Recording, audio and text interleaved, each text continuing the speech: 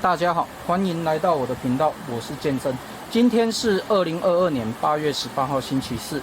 那我今天想要来分享怎么样去修补你的油壶。为什么油壶要去修补？通常都是会漏，或者是有一点裂痕之类的，所以要去补。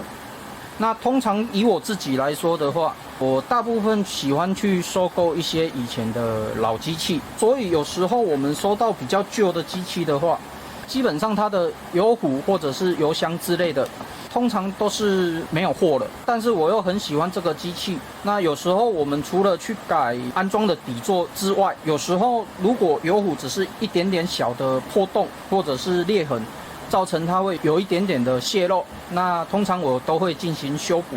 修补很多人都是用什么 AB 胶什么一大堆有的没的，基本上是没有什么用，只能够撑个几个小时。像这一个是我收回来的，你如果破很大的洞，在修补上可能会比较耗费时间，以及没有那么简单。那如果只是单纯的像这种一个一个小洞那基本上还可以尝试看看。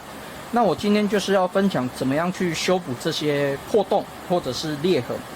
那接下来就是我的修补影片的分享，敬请观赏。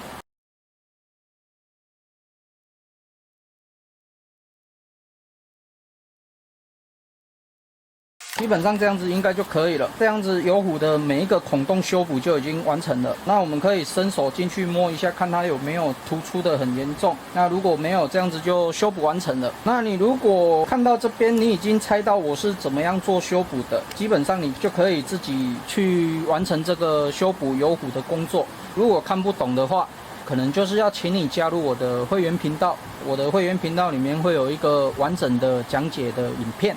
站在我们的立场来讲，我们通常都是建议你直接买新的，因为现在的油壶价格不会很高。第二就是新的还是比修补过的好一点嘛。那你如果真的是买不到相同类型的油壶，你又不会改装机器的话，它只有一点点小的破洞之类的，那可能你就可以用我的这个方式下去做一个修补的工作。经过我长期的实验，这个修补后的效果是非常好的，而且不会有二次渗漏的问题，所以我今天才会将这个影片分享出来。那我这一篇油壶修补的分享影片就分享到这边为止。那如果你喜欢我的影片的话，敬请订阅和分享，谢谢。